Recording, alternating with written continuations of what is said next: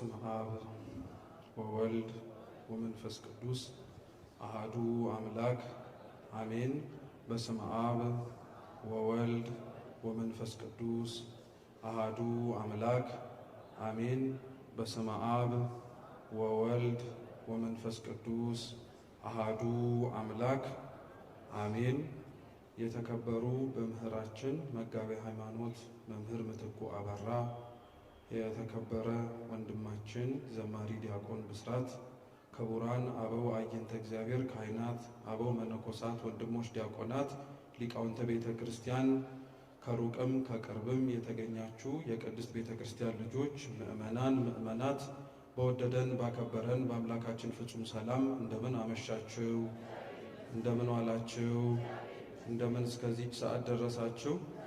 አሜን። ቸርነቱን ምሕረቱን ደግነቱን ይቅርታውን ያላራቀብን እንደ ኃጢአታችን ክፋት እንደ እምነታችን ማነስ ሳይሆን እንደ ቸርነቱ የከፈለን የአባቶቻችን አምላክ ልዑል እግዚአብሔር ስሙ የተመሰገነ ይሁን። አምላካችን ቅዱስ እግዚአብሔር ቢወድና ቢፈቅድ ከዚህ ሰዓት በኋላ ባለን ደቂቃ ሕያውና ዘላለማዊ የሆነውን የአምላካችንን ቅዱስ ቃል እንማራለን። ለዛሬ አምላካችን ቅዱስ እግዚአብሔር ቢወድና ቢፈቅድ የምንማርበት የትምህርታችን ርዕስ የሚሆነው የሐዋርያው የቅዱስ ማቴዎስ ወንጌል ምዕራፍ 20 ከቁጥር 1 እስከ 13 ባለው ክፍለ ምንባብ መነሻነት እንማራለን። የሐዋርያው የቅዱስ ማቴዎስ ወንጌል ምዕራፍ 20 ከቁጥር 1 እስከ 13 ባለው ክፍለ ምንባብ የመጽሐፍ ቅዱስ ክፍል እንማራለን። አስቀድሜ መጽሐፍ ቅዱስ ክፍሉን በንባብ አሰማችሁና እናንተም አድምጣችሁ ከዛ በኋላ ወደ ትምህርታችን እንሄዳለን። የማቴዎስ ወንጌል ምዕራፍ 20 ከቁጥር 1 ጀምሮ ያለው ቃል እንዲህ ይላል። መንግሥተ ሰማያት ለወይኑ አትክልት ሰራተኞችን ሊቀጥር ማልዶ የወጣ ባለቤት ሰውን ትመስላለች። ሰራተኞችንም በቀን 1 ዲናር ተስማምቶ ወደ ወይኑ አትክልት ሰደዳቸው። በ3 ሰዓትም ወጥቶ ሥራ የፈቱ ሌሎችን በአደባባይ ቆመው አየ። እነዚያንም እናንተ ደግሞ ወደ እኔ አትክልት ሂዱ፣ የሚገባውንም እሰጣችኋለሁ አላቸው። እነርሱም ሄዱ። ደግሞም በ6ና በ9 ሰዓት ወጥቶ እንዲሁ አደረገ። በ11ኛውም ሰዓት ወጥቶ ሌሎችን ቆመው አገኘና ሥራ ፈታችሁ ቀኑን ሁሉ በዚህ ስለምን ትቆማላችሁ አላቸው። የሚቀጥረን ሰው ስላጣን ነው አሉት። እርሱም እናንተ ደግሞ ወደ ወይኔ አትክልት ሂዱ፣ የሚገባውንም ትቀበላላችሁ አላቸው። በመሸም ጊዜ የወይኑ አትክልት ጌታ አዛዡን ሰራተኞችን ጥራና ከኋለኞች ጀምረህ እስከ ፊተኞች ድረስ ደመወዝ ስጣቸው አለው። በ11ኛው ሰዓትም የገቡ መጥተው እያንዳንዳቸው 1 ዲናር ተቀበሉ። ፊተኞችም በመጡ ጊዜ አብዝተው የሚቀበሉ መስሏቸው ነበር። እነርሱም ደግሞ እያንዳንዳቸው 1 ዲናር ተቀበሉ። ተቀብለውም እነዚህ ኋለኞች 1 ሰዓት ሰሩ፣ የቀኑም ድካምና ትኩሳት ከተሸከምን ከእኛ ጋር አስተካከልካቸው ብለው በባለቤቱ ላይ አንጎራጎሩ። እርሱ ግን መልሶ ከእነርሱ ለአንዱ እንዲህ አለው፣ ወዳጄ ሆይ አልበደልኩህም፣ በ1 ዲናር አልተስማማኸኝምን? ድርሻህን ውሰድና ሂድ። እኔ ለዚህ ለኋለኛው እንዳንተ ልሰጠው እወዳለሁ። በገንዘቤ የወደድኩትን አደርግ ዘንድ መብት የለኝምን? ወይስ እኔ መልካም ስለሆንኩ ዓይን ምቀኛ ናትን? እንዲሁ ኋለኞች ፊተኞች፣ ፊተኞችም ኋለኞች ይሆናሉ። የተጠሩ ብዙዎች፣ የተመረጡ ግን ጥቂቶች ናቸውና ይላል። ስለ ቃሉ የአምላካችን የልዑል እግዚአብሔር ስም የተመሰገነ ይሁን። በገንዘቤ እስኪበሉ የወደድኩትን አደርግ ዘንድ መብት የለኝምን? እስኪ ድገሙት። በገንዘቤ የወደድኩትን አደርግ ዘንድ መብት የለኝምን? በሚል ርዕስ እንማራለን። አምላካችን ቅዱስ እግዚአብሔር በጉባኤያችን መሃል ተገኝቶ እንዲያስተምረን፣ እንዲመክረን፣ እንዲገስጸን የራቀውን ምስጢር አቅርቦ ለሁላችንም የምንሰማበትን የምናስተውልበትን ልቡና እንዲከፍትልን እንዲሰጠን የእርሱ የአምላካችን ቅዱስ ፈቃድ ይሁንልን። ይህ ትምህርት ጌታችን መድኃኒታችን ኢየሱስ ክርስቶስ በምሳሌ ካስተማራቸው ትምህርቶች መካከል አንዱ ነው። ጌታችን አምላካችን ኢየሱስ ክርስቶስ ሰው ሆኖ በዚች ምድር ላይ በተመላለሰበት ወቅት ላይ ትምህርቶቹን ያስተማረባቸው መንገዶች ብለው ሊቃውንት ሲያስተምሩ አንደኛው ጌታችን በቀጥታ ያስተማራቸው ትምህርቶች አሉ። ሰው ሊረዳው ሰምቶ ሊገነዘበው በሚችለው መልኩ በቀጥታ ተናግሮት ሰው ከተናገረው ውስጥ ምን ሊል ፈልጎ ነው ሳይል የተናገረው በቀጥታ እንዲገባው አድርጎ ያስተማራቸው ትምህርቶች አሉ። ሁለተኞቹ ደግሞ በምሳሌ ያስተማራቸው ወይም በምስጢር ያስተማራቸው ትምህርቶችን ጌታችን ኢየሱስ ክርስቶስ በቀጥታ መናገር እየቻለ ጉዳዩን ግልጽ ሆኖ ለሚያደምጡት ሰዎች ማስተማር ሲችል ለምንድነው በምሳሌ በምስጢር የሚያስተምረው ተብሎ ቢጠየቅ ስለሚከተሉት ሕዝቦች ምክንያት ነው ይላሉ አባቶቻችን። የአንቀጸ ብፁዓን ጌታችን ኢየሱስ ክርስቶስ በተራራ ላይ ያስተማረውን የተራራው ስብከትን ምክንያት አድርገው አባቶቻችን የማቴዎስ ወንጌል ምዕራፍ 5ን ሲተረጉሙ ጌታችን ኢየሱስ ክርስቶስን ይከተሉት የነበሩት የአምስት ገበያ ሕዝብ ይከተሉበት የነበረው ምክንያት ሁሉም በተመሳሳይ እንዳልሆነ በአምስት ምክንያቶች ግን ይከተሉት እንደነበረ ተናግረው አንዳንዶች ጌታችን ኢየሱስ ክርስቶስን ይከተሉት ከሱም ስር የማይታጡት የነበሩት ቃሉን ፈልገው የሚያስተምረውን ቃሉን የሚናገረውን ቅዱስ የሆነውን ካፉ የሚወጣውን ምክሩን ተግሳጹን ትምህርቱን ፈልገው የሚከተሉት ሰዎች ነበሩ። አንዳንዶች ይከተሉት የነበሩት ደግሞ ስለ ተአምራት ነው። በእጆቹ ሕሙማን ሲፈወሱ እንጀራ ሲበረክት የራባቸው ሲጠግቡ ስለተመለከቱ ተአምራቱን ብቻ ፈልገው የተከተሉት ሰዎች ነበሩ። ሶስተኞቹ ደግሞ ጌታችንን ይከተሉት የነበሩት ስለ ውበቱ ነው። ደምግባቱ ያማረ በሰው ዘንድም እንደሱ አይነት አምሳያ ውበት ያለው ማንም ስለሌለ ያንን ውበቱን ለማየት ለማድነቅ ብለው ይመጡ የነበሩም ነበሩ። አራተኞቹ ይመጡ ደግሞ የነበሩት ደግሞ ለክስ ወይንም ደግሞ ክፉ ነገር ፈልገው ነው። ክርስቶስ ሲያስተምር አምላካችን ሰምተው ለመለወጥ ሳይሆን ዛሬ ደግሞ ምን ሊል ይችላል ብለው ዞሮ ማስተማሩን አድምጠው ሕይወት እንዲሆንላቸው ሳይሆን ከሚናገርበት ውስጥ ስህተት ፈልገው አውጥተው ይህን ብሎ ስለተናገረ ነው ብለው ለመክሰስ ስለሚፈልጉ ያዳምጡት ነበር። በዚህ ምክንያት ግልጽ እንደሆነ የምታውቁት ጌታችን ኢየሱስ ክርስቶስ በተያዘባት በሐሙስ ምሽት ወደ ሐና ወደ ቀያፋ እያመላለሱ ሲወስዱት አብረው የነበሩት ሰዎች ክርስቶስን ስላስተማረው ትምህርት ከሰውት ነበር። ለዛ ነው ሊቀ ካህናቱ ጠይቆት ነበር። አንተ ያስተማርከው ምንድነው ሲለው ክርስቶስ እንዲህ አለ፣ በምኩራብና በቤተ መቅደሶቻችሁ ሁሉም በሚሰማው ላይ ተናግሬ ነበር፣ እነሱ የሰሙትን ጠይቋቸዋል። ስለዚህ ከዚህ እንደምትመለከቱት ሰዎች ክርስቶስን ያደምጡት የነበረው ቃሉን ፈልገው ብቻ ሳይሆን ለክስም ብለው ይፈልጉት የነበሩ ነበሩ። አምስተኞቹ ክርስቶስን ይከተሉት የነበረው ደግሞ እስከ መጨረሻው ድረስ ሕይወታቸውን ማንነታቸውን ለመስጠት ነው። ዛሬ ክርስቶስን ይከተሉት የነበሩት ሰዎች በአምስት ምክንያት እሱ ጋር አጠገቡ እንደነበሩት ሁሉ የክርስቶስ አካሉ የሆነች ቅድስት ቤተ ክርስቲያን ውስጥም ስለነዚህ ስለ አምስት ምክንያቶች ብለው ምእመናንም ይሰባሰባሉ። አንዳንዶች ቤተ ክርስቲያን የምንመጣው የክርስቶስን ቃሉን ለመስማት የቤተ ክርስቲያኒቷን ድምፅ ለማዳመጥ ነው። የክርስቶስ ቃል የቤተ ክርስቲያን ድምፅ ክርስቲያኖች ዕውቀትን የሚያስጨብጥ ሳይሆን ሕይወትን የሚለውጥ ነው። አለመታደል ሆኖ ብዙ ሰው ቃለ እግዚአብሔርን የዕውቀት ጉዳይ ብቻ ያደርገዋል። የክርስቶስን ትምህርት የሕይወት ጉዳይ ብቻ ያደርገዋል። ስለዚህ ቃሉን ሰምተው ሕይወታቸውን እንዲለውጥላቸው በሩን ያልከፈቱ ሰዎች ክርስቶስን የሚያውቁት በአእምሮ በጭንቅላት በዕውቀታቸው ብቻ ነው። ለዚህ ማሳያ የምታረጉት የማቴዎስ ወንጌል ምዕራፍ 19 ቁጥር 16 ላይ ያለ አንድ ባለጸጋ ነበር። ይሄ ባለጸጋ ወደ ጌታችን ኢየሱስ ክርስቶስ ቀረበና እንዲህ አለው፣ አምላክ ሆይ መምህር ሆይ የዘላለም ሕይወትን እንዳገኝ ምን ላድርግ አለው። እስኪ መምህር ሆይ በሉ። የዘላለም ሕይወትን እንዳገኝ ምን ላድርግ?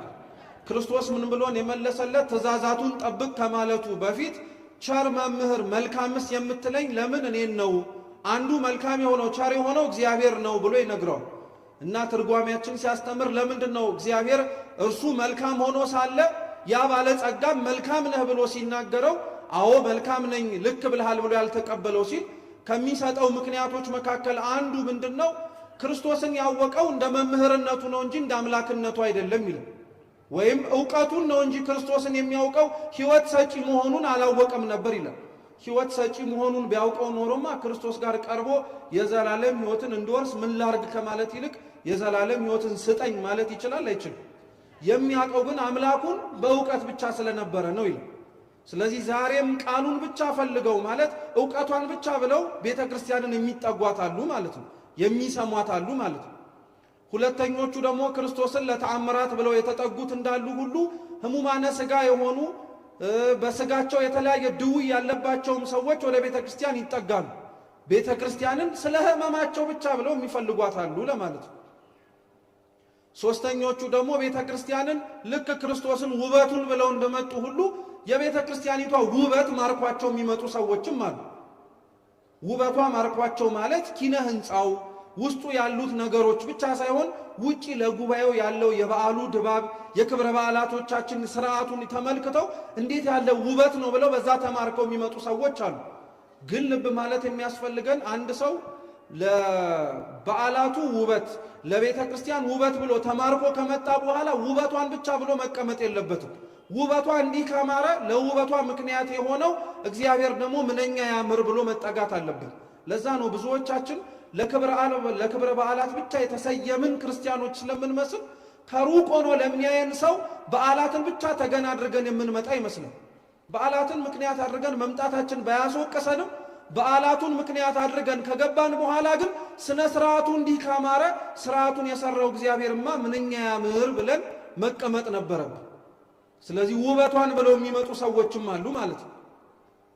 አንዳንዶች ደግሞ ቤተ ክርስቲያን ውስጥ የሚመጡት ልክ ክርስቶስን ይከተሉት እንደነበሩት ሁሉ ለክስ ዛሬ ካህናቱ ምን አሉ፣ መምህራኑ ምን አሉ፣ ሊቃነ ጳጳሳቱ ምን ብለው ተናገሩ ብለው ስተት ለመፈለግ ስራዬ ብለው ከቃላቸው ውስጥ ልክ ጸጉር እንደመሰንጠቅ ያክል ድክመታቸውን ለመፈለግ ብለው የሚመጡም እንዳሉ ማጠየቂያ ነው። አምስተኛው ደግሞ ክርስቶስን ተከትለው ይመጡት የነበሩት ሰዎች ደግሞ እርሱን ብለው ፈልገው ለመማርም ተአምራቱንም ፈልገው የሚያደርግላቸውን ነገር በሙሉ አምነው የተደረገላቸውን ተቀብለው የሚሄዱ ሳይሆን እስከ ፍጻሜው ድረስ ከሱ ጋር አብረው ለመሆን የቆረጡ ናቸው። እንዲህ ለመሆን እግዚአብሔር አምላክ ይርዳል። አብዛኞቻችን ከእግዚአብሔር ጋር ያለን ግንኙነት ሆነ ከቤተ ክርስቲያን ጋር ያለን ቅርበት በጣም በሚያሳዝን መልኩ ልክ እንደ አሳማሚ ስለተደረገልን የምንኖር ስላልተደረገልን የምንሸሽ ሰዎች ነው። እግዚአብሔርን የምንፈልገው እኛ ስለሚያደርግልን ነገሮች ስለለመነው ልመና ነው እንጂ እሱ ሊሰጠን ስለሚችለው ተስፋ አይደለም። ቅዱሳን ክርስቲያኖች እኛን በዚህ ይበልጡ ነው። ለክርስቲያኖች ወይም ደካማ ለሆንን ለኛ ከእግዚአብሔር የምንፈልገው የጸሎታችንን ምኞት መልስ ነው። እኛ እግዚአብሔር ፊት ቆመን ፊቱን ስናየው ቆመንም ለመለመን የታደልን ሆነን ሰዎች ቆመን ስንገኝ እግዚአብሔርን የምንፈልገው ምኞታችንን መልስ እንዲሰጠን ነው። የሚገርማችሁ ቅዱሳን ደግሞ የዚህ ተገላቢጦች ናቸው። የነሱ ምኞት ደግሞ የእግዚአብሔር ቃል ነው። የነሱ ምኞት ደግሞ እሱ ለሕዝቡ የገባው ተስፋና ቃል ኪዳን ነው። ሌላው ነገር በሙሉ አያስጨንቃቸውም፣ አያሳስባቸውም ጭምር። ለቃሉ ታማኝ ከሆኑ ለነገራቸው ተስፋ ራሳቸውንና ሕይወታቸውን መስጠት ከቻሉ ሌላው እንደሚጨመር ምንም ጥርጥር አልነበረባቸው። ስለዚህ በእንደዚህ አይነት ምክንያት ልክ ክርስቶስን ይቀርቡት የነበሩት ሰዎች እንደነበሩት ቤተ ክርስቲያንን የሚቀርቧት ነበሩ። ልዩነቱ ግን ምን መሰላችሁ? ክርስቶስን ይከተሉት የነበሩት የአምስት ገበያ ሕዝብ በስንት ምክንያት ነው ነበር ያልኳችሁ? በአምስት ገበያ ሕዝብ የነበረው በአምስት ምክንያት መጥቶ አምስቱም ግን አይበጣበጥም ነበር። ሁሉም ለመጣበት ምክንያት ቢያንስ የገባበትና እግዚአብሔርን አገኘዋለሁ ያለበት ቦታ ላይ ከተገኘ በኋላ እዛው ጸንቶ ነበር የሚገኙ። እኛ ጋር ስትመጡ ግን በጣም ችግር ነው። ቃሉን ብሎ የመጣውን ሰው ተአምራት ብሎ የመጣው ሰው ያባርረዋል። ዋናው በሰማ አይደለም መች ችግር ተፈታለህ እያለው ማለት ነው። ተአምራቱን ፈልጎ የመጣው ሰው ደግሞ ወይንም ደግሞ እግዚአብሔር ካለበት ችግር ነፃ እንዲያደርገው የመጣው ሰው ደግሞ ሌላ ምክንያት ይዞ የገባው ክፉ ነገር ለማድረግ ብሎ የመጣው ሰው ደግሞ መጠቀሚያው ያደርገው። ስለዚህ አንተ ተአምራቱን ፈልገህ ከመጣ እኔ ላደርግልህ እያለ ያጭበረብረዋል እንደማለት ነው። እርስ በእርስ እኛ እግዚአብሔር ያለበት ቦታ ላይ ተገኝተን በጣም እኮ ነው የሚገርመው። ተስማምተን እንኳን ለመጣንበት ምክንያት ቁጭ ብለን ለጸሎታችን ምላሽ ለማግኘት አልታገስንም። የገባውን ሰው በማስወጣት ስለተጠመድን ማለት ነው። ሰው እኛ በገባንበት ምክንያት ቤተ ክርስቲያን ውስጥ ካልገባ አይግባ ማለት ነው። ሰው እኛ እግዚአብሔር በጠራን መንገድ ተጠርቶ ካልመጣ እሱ አይጠራም አይፈለግም ማለት ነው። በፍጹም አይደለም እኮ ክርስቲያኖች። እግዚአብሔር ሁሉንም በተለያየ ምክንያት ሊሰሙት በሚችሉበት መንገድ እየጠራ ያስገባቸዋል። ሊሰሙት በሚችልበት ሰዓት እየጠራ ያስገባቸዋል። ይሄንን ታሪክ እንኳን የጻፈውን ቅዱስ ማቴዎስን ተመልከቱት። ቅዱስ ማቴዎስ በቀደመው ግብሩ ቀራጭ ነበረ፣ ግብር ሰብሳቢ ነበር ማለት ነው። በእኛ ቋንቋ ብንረዳው ግብር ሰብሳቢነት በቀደመው የእስራኤላውያን ዘመን የሥራ መስክ ብቻ አልነበረም። ስራውን የሚሰሩት ሰዎች ኃጢአተኞች ነበሩ ነው ተብሎ የሚወሰንባቸው። ለምን? አንደኛ እነዚህ ህዝብ ቀረጥ የሚሰበስቡት ገንዘብ አምጡ ብለው ከህዝቡ የሚቀበሉት ቀኝ ገዛቸው ለነበሩት ለሮማውያን ገንዘቡን ለመስጠት ነው። ስለዚህ ህዝቡ ይጠላቸዋል። ከኛ ጉሮሮ ቀምተው ገንዘቡን ለሚገዙን ሰዎች ግን ይሰጣሉ ብለው ምክንያት ስለነበራቸው። ሁለተኛ ቀራጮች ይጠሉበት የነበረው ምክንያት ደግሞ ምንድነው? ለሚገዛቸው ገንዘብ መሰብሰብ አንድ ነገር ነው። እነሱም ግን ለኪሳቸው የሚፈልጉት ገንዘብ ስለነበረ ሰብስቡ ከተባሉት ቀረጥ በላይ እየጨመሩ ህዝቡን ይሰርቁት ነበር። በሌላ አገላለጽ ሌባ ነበሩ ማለት ነው። ስለዚህ ህዝቡ ሲያያቸው ቀራጮችን፣ በዚህ ሙያ ላይ የተሰማሩ ሰዎችን ሲመለከት ስራቸውን ከሰዎቹ ለይቶ ማየት ስለማይችል ስራውንም ሰውየውንም ነው የሚጠላው። እየሰማችሁ ነው? እስኪ ስራውንም በሉ ሰውየውንም። አው በጣም መጠንቀቅ አለብን ክርስቲያኖች። አንድ ሰው ከእግዚአብሔር ፊት ሲቆም እግዚአብሔር ምኑን አይቶን የሚጸየፈው ምኑንስ አይቶን የሚያቀርበው ብትሉ እግዚአብሔር እኛን አይቶ ይወደናል። ስራችንን ክፋታችንን አይቶ ደግሞ ላይሰማን ወይንም ደግሞ ላይቀርበን ይችላል። ይህንኑ አገላለጽ ቅዱስ ባስልዮስ ዘቂሳርያ አርዮስ ለተወገዘበት ጊዜ ላይ ተጠቅሞታል። አርዮስን ክህደቱን የሰማው ቅዱስ ባስልዮስ ዘቂሳርያ እንዲህ ብሎ ተናግሯል ይባላል። አርዮስ ሆይ እወድሃለሁ፣ ክህደትን ግን እጠላዋለሁ። ሰውነቱ የእግዚአብሔር አራያ ስለሆነ በአምሳሉ የተፈጠረ ፍጥረት ስለሆነ ያንን ልጠላው አልችልም፣ ስራህን ግን እጠላዋለሁ። አሁን እኛ ጋር ግን ስትመጡ ስራቸውን መጥላታችን ሳያንስን ግለሰቦቹን የምንጠላው ማን ሆነን ነው? እኛም እኮ ራሳችን እኮ እግዚአብሔር ከላይ አይቶን ከላይ ታዝቦን ሊያዝንብን የሚችል ብዙ ነገር የሌለ ይመስላችኋል ክርስቲያኖች? አው በጣም ቅጥነተ ሕሊና ይጠይቃል። አብዛኞቻችን ግን ድክመት ስላለብን ክፉ ያረገን ሰው ከነ ክፋቱ ሰውየውንም ነው የምንጠላው። ከዛ ክፋት ይላቀቃል የሚል ተስፋ የለንም። ማንም እኮ የቆመ ቢመስለው እንዲያወድቅ ይጠንቀቃ የለ የሚለው መጽሐፍ እንዴ። ዛሬ እኛ ቆመን ክፉ አደረጉ ብለን የነገርናቸውን ወንድም እህቶቻችንን እኮ ነገ እነሱ ቦታ ላይ ላለመቆማችን ዋስትናችን ምንድን? ስራችን መቼም እንደማትዱ እርግጠኛ ነኝ፣ ቸርነቱ ካልሆነ በቀር። እኛማ ዛሬ በሰራንበት እኮ ነገ ደግሞ ተኮንነን እንገኛለን። ሩቅ ባትሄዱ ራሱ አረ በአፋችን አምላኬ ብለን የምንጠራውን ጌታችንን በስራችን በየቀኑ ዘውትር አይደል እንደምንክደው። ስለዚህ ማቴዎስ በዚህ ምክንያት ሰዎች በሙሉ የሚጠሉት የሚጸየፉት የማያቀርቡት ሰው ነበር። ክርስቶስስ ቀረጥ ይሰበስብበት ወደ ነበረበት ቦታ ተጠጋና ተከተለኝ አለ።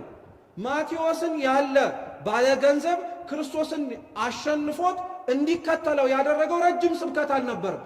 ለጠቢብ አንዲት ቃል ትበቃዋለች እንዲል መጽሐፍ ተከተለኝ የምትለው ብቻ ነው የበቃው። እግዚአብሔር እውነት ለኛ ተከተለኝ ከሚለው ውጪ ብዙ ስብከት አልሰበከንም፣ ብዙ ጊዜ አልተናገረንም። አይገርማችሁም? ያልሰማነው ትምህርት ስላለ አይደለም አሁንም ድረስ ልባችን አልሸነፍ ያለው ለእግዚአብሔር። እስካሁን ድረስ ልባችን አልሸነፍ ያለው ለእግዚአብሔር ስለማንፈልገው ጥቅመኞች ብቻ ስለሆንን የምንፈልገው እግዚአብሔርን የሚያስፈልገን ነገር ከሱ እንዳለ ስለምናውቅ ብቻ ነው እንጂ እሱን ብቻውን ራሱን ፈልገን ነው አይደለም። እንደው አያድርገውና ክርስቲያኖች እግዚአብሔር ሊሰጣችሁ የሚችለው ነገር በሙሉ ምኞታችን በሙሉ በአንድ ክንፍ ባዶውን ደግሞ እግዚአብሔር ራቆቱን በአንድ ክንፍ ቢሆን ማንን የምንመርጠው ነው? እግዚአብሔር ሊሰጠንን የሚችለውን ልንመርጥ እንችላለን እንጂ ራቆቱን ብቻውን የቀረበውን እግዚአብሔርንማ አንፈልገው። እይታችን ለዓይናችን ግቡ የሆነውን ለዓይናችን ሙሉ የሆነውን ነገር ብቻ ነው የምንፈልገው። ይሄ ድዊነታችን ይሄ በሽታችን አምላካችን ጋር ያለው ግንኙነት ራሱ ጋር ዘልቆ ገብቷል። እግዚአብሔርን የምንፈልገው ሊሰጠን ስለሚችለው ነገር ነው እንጂ እሱን ራሱን ብቻ አንፈልገው። ግን እኮ ሞኝ ስለሆንን የዋህ ስለሆንን ስላልተረዳነው ነው እንጂ ክርስቲያኖች እውነት እንነጋገር ከተባለ እግዚአብሔር ሊሰጠን ከሚችለው ነገር ራሱ እግዚአብሔር ይበልጣል አይበልጥም? ይበልጣል እኮ። እግዚአብሔር የሰጠን ነገር እኮ ሊወሰድ ይችላል። እግዚአብሔር ከኛ ጋር ካለ ማን ሊወስደው ይችላል? ማንም እኮ አይወስደው። ማንም ሊነጥቀን አይችልም። አባቶቻችን ሊኖሩበት እናቶቻችን ሊኖሩበት የመረጡት ሕይወት ይሄ ነበር። ስለዚህ ማቴዎስን ተከተለኝ የምትለው ቃል ብቻ በቅተዋለች ልቡን ለማሸነፍ። ማንም ቀርቦ የማያዋራው ሰው ነበራ። ስለ ሙያው ብለው የጠሉት ነበሩ። ስለዚህ ክርስቶስ ተከተለኝ አለው። ቅዱስ ማቴዎስም ወንጌል ላይ ተጽፎ እንደምናገኘው ወደ ቤቱ አስገባው፣ ትልቅ ድግስ ደገሰ። ከዛ በኋላ ሁሉን ነገር ትቶ ክርስቶስን ነው መከተል የጀመረው። ድግሱ የቁም ተስካሩ ነበረ ማለት ነው። ሲያበላ ሲያጠጣ የነበረው ክርስቶስን ቤቱ አስገብቶት የነበረው ከዚህ በኋላ ጥሏት የመጣው ቦታ ላይ ተመልሶ እንደማይመለስ አምኖ ነበር። ምን ለማለት ፈልጌ መሰላችሁ ይህንን ሁሉ የነገርኳችሁ? ሌላው ሰው ማቴዎስን ሲመለከተው ቀራጭ ነው ብቻ ብሎ ነበር ያየው። ሌላው ሰው ማቴዎስን ሲመለከተው ኃጢአቱን ብቻ ነው የተመለከተው። እግዚአብሔር ጌታችን ኢየሱስ ክርስቶስ ግን ቀርቦ ማቴዎስን ተከተለኝ ሲለው ያየው ከኃጢአቱ ሊተላቆ ሊከተለው የሚችለውን ሐዋርያ ነው። ሰው እኛን ሲያየን ሊያየን የሚችለው ድክመታችንን ነው። እግዚአብሔር እኛን ሲያየን ግን የሚያየው የዛሬውን ድክመታችንን ሳይሆን ነገ በንስሐ ተነስተን ልንኖረው የምንችለውን የቅድስና ሕይወት ነው። ይሄ ለማቴዎስ ብቻ ያደረገው እንዳይመስላችሁ፣ ሌላም ማንሳት እንችላለን። ሌላው ሰው ቅዱስ ጳውሎስን አስቀድሞ ሳኦልን ሲያየው የሚፈራ የሚደነግጥ ነበር። ጳውሎስ መጣ ሳኦል መጣ እኮ ሲባል ደማስቆ ውስጥ የነበሩ ክርስቲያኖች እኮ ሽብር ላይ ነበሩ፣ መጥቶ ገደለን ብለው ማለት ነው። ስለ ሳኦል ሌሎች ሰዎች ያላቸው ዕውቀት ገዳይ እንደነበረ ነው። በደማስቆ ብርሃን የመጣው ክርስቶስ ግን ስለ ሳኦል ያለው ዕውቀት ምርጥቃነት ነው። እኛን እግዚአብሔር ሲያየንና እኛ ራሳችንን ስናየው እይታው ይለያያል ማለት ነው። እኛ ራሳችንን ስናየው ምንም የማንጠቅም ሰዎች ነን አይደል? እግዚአብሔር ግን እኛን ሲመለከተን ግን የማንጠቅመው እኛ ውስጥ መስራት እንደሚችል ያምናል። እግዚአብሔር እኛን ሲመለከተን ነገ ልንኖረው የምንችለውን የጽድቅ ሕይወት እያሰበ ነው። መቼም ዕድሜ የሚሰጠን ኃጢአት እንድንሰራ ስላልሆነ ማለት ነው። ሌላው ሰው ደግሞ ቆሞ ሲመለከተን ደግሞ ዛሬ ባለን ኃጢአት ላይ ነገም ብንጨምር ነው የሚመስለው። ለዛ ነው ብዙ ሰው ከኃጢአት ወደ ጽድቅ ሊመለስ ሲፈልግ አብዛኛው ትንሽ ተሽለን ቤተክርስቲያን ውስጥ ያለን ሰው ምንድነው የምንለው? በጣም ለረጅም ዓመት በኃጢአት የኖረ ሰው ከሆነ መቼም ገብቶም አይዘልቅም። እንደ ተለምዶ ደግሞ በጣም የለመናት አማርኛ አለን። በተለይ ለቅዱስ ቤተክርስቲያን ቅርበት የሌላቸው በመምህራን በሊቃውንቱ ትምህርት በእግዚአብሔር ቸርነት ወደ ቤቱ የገቡትን ሰዎች ብዙ እንዳይዘልቅ የሚያደርገው ንግግራችን ምን እንደሆነ ታውቃላችሁ? እየሰማችሁ ነው? ምን እንዳልሆነ ታውቃላችሁ? አዲስ ክርስቲያን ከምን ይበልጣል እንላቸዋለን። ስለዚህ ዝም ብሎ ትኩስ ነገር ነው በቃ እንዲሁ እያለ ይረግብበታል ይነፍስበታል እንለዋለን። ያ ሰው ምን አይነት ስሜት ሊሰማው እንደሚችል ታውቃላችሁ? ስለዚህ ወረተኛ ነህ እያልነው ነው በሌላ ቋንቋ። ዛሬ ያስከውን ነገር ነገ ትጥለዋለህ። እኛም እንዲህ አድርጎን ነበረ ሲጀማምረን ምናምን እንለዋለን። ስለዚህ ብዙ ሰው ገብቶ ላለመቅረቱ ራሱ ተጠያቂ የምንሆነው እኛው ራሳችንን። እግዚአብሔር ግን እኛ እንዳየነው አላየነውም ነበር ያንን ሰው። እኛ ያየነው የያዘውን የጸሎት መጽሐፍ ለጊዜው ትኩስ ስለሆነ ነካ አድርጎት የሚተወው መስሎን። እግዚአብሔር ግን ያየው ያንን የጸሎት መጽሐፍ እስከ መጨረሻው እንደማይለቀው አድርጎ ነው። እኛው ራሳችን ግን እናስጥለዋለን። እግዚአብሔር ሊያድናቸው ወደ ቤተ ክርስቲያን ያስገባቸውን ብዙ ነፍሳት እኛው ራሳችን እያሳደድን እናወጣለን። ከእንደዚህ አይነት ካለብን ችግር ሁሉ እግዚአብሔር ይጠብቀን ይሰውረንም ጭምር ብዙ ድክመት ስላለብን። ስለዚህ ቅዱስ ማቴዎስ በእንደዚህ አይነት መልኩ ክርስቶስን ተከተለው። እርሱ እግዚአብሔርን ተከትሎት ከገባ በኋላ ደግሞ የጻፈልን ወንጌል ደግሞ አሁን እኛ ለትምህርታችን ያነሳ ነው ማለት ነው። በምሳሌ ክርስቶስ ያስተማረበት ትምህርት ነው። ምሳሌው አስፈልጎ ታዲያ የምንማርበት ዋነኛው ምክንያት ቅድም በመግቢያችን ላይ እንዳልኳችሁ ይሰሙት ስለነበሩ ስለ ክርስቶስ ዙሪያው ስላሉ ሰዎች ነው። በተለይ ክፋት ስላለባቸው ሰዎች ምሳሌን ስለ ሁለት ነገር ነው ቤተክርስቲያን በአገልግሎቷ የምትጠቀሙ፣ ጌታችንም ሲጠቀም የምናገኘው። አንደኛው ምሳሌ ቤተክርስቲያን የምትጠቀመው ምስጢሩ ለራቀባቸው ሐሳቡን ለመረዳት በጣም ለከበዳቸው ሰዎች ያ ምሳሌ የሚመሰልለትን ነገር በምልአት ሙሉ በሙሉ ባይተካም ሐሳቡን እንድንረዳው እንድንገነዘበው ሊያረገን ስለሚችል ነው። ለዛ ነው የቤተክርስቲያን አብዛኞቹ ምስጢራት ተብለው የምንማራቸው ትምህርቶች ላይ ምሳሌ እያሉ መምህራን ሊቃውንቱ ቤተክርስቲያን ያፍታቱልናል። በደንብ አድርገው ግልጽ ያልሆኑንን ነገሮች ወይንም ደግሞ ስንሰማው እንዴት ይሄ ሊሆን ይችላል የምንላቸው ነገሮች። ለምሳሌ አሁን ያለንበት ወቅት ጾመ ነቢያት ዘመነ ብርሃን ላይ ነን። ከተወሰነ ሳምንት በኋላ የጌታችንን ልደት እንናገራለን። ቤተክርስቲያናችን ትሰብካለች። በዛ በክርስቶስ ልደት ላይ አንዱ ቤተክርስቲያናችን የምታስተምረው ትምህርት ምንድነው? አካላዊ ቃል ጌታችን ኢየሱስ ክርስቶስ እንዴት ሰው ሆነ ተብሎ ሲጠየቅ ከሚመለሱት ምላሾች መካከል አንዱ ከላይ ሳይጎድል ከታች ሳይጨመር ነው። እስኪ ከላይ ሳይጎድል በሉ፣ ከታች ሳይጨመር ሰው ሆነ። እስቲ ድገሙት። ከላይ ሳይጎድል ከታች ሳይጨመር አምላክ ሰው ሆነ። ከላይ ምን ሳያረግ ከታች ምን ሳያረግ አምላክ ምን ሆነ? በጣም ጥሩ። አሁን ይሄንን የኛ አይምሮ ሊረዳው ላይችል ይችላል። እንዴት ብትሉ የኛ አይምሮ ያለው ግንዛቤ ስለ አንድ ነገር በአንድ ቦታ መኖርና በአንድ ቦታ መገኘት፣ አንድ አካል ያለው ውስን የሆነ ሰው አንድ ቦታ ላይ ሲገኝ ሌላ ቦታ ላይ መገኘት አይችልም። ምሳሌ እናንተ እዚህ ስላላችሁ እኛ ሁላችን እዚህ ስላለን ቤታችን መኖር እንችላለን አሁን በዚህ ቅጽበት። ስለዚህ እዚህ ስንኖር እዚህ ተጨምረናል፣ ቤታችን ግን ምን አድርገናል ማለት ነው? ጎለናል ማለት ነው አይደል? ቤታችን ስንሆን ደግሞ ቤታችን ተጨምረን እዚህ ስላልተገኘን ደግሞ በዚህ ምን አድርገናል እንባላለን? ጎድለናል ይባላል። የሰው አካል ውስንነት አለውና አንድ ቦታ ላይ ሲሆን ሌላ ቦታ ላይ ላይሆን ይችላል። ስለዚህ እንዴት ነው እግዚአብሔር በላይ ሳይጎድልም በታችም ሳይጨመር ሰው ሆነ ሲባል እንደኛ ለመረዳት ከሞከር ነው ልንረዳው አንችልም። ምክንያቱም እኛ አንድ ቦታ ስንሆን ሌላ ቦታ ስለሌለን። ስለዚህ አባቶቻችን በምሳሌ ያስተምሩናል። በምን አድርገው? ዙሪያችን ላይ ባሉ ልንረዳባቸው በምንችላቸው ስነ ፍጥረት ምሳሌ።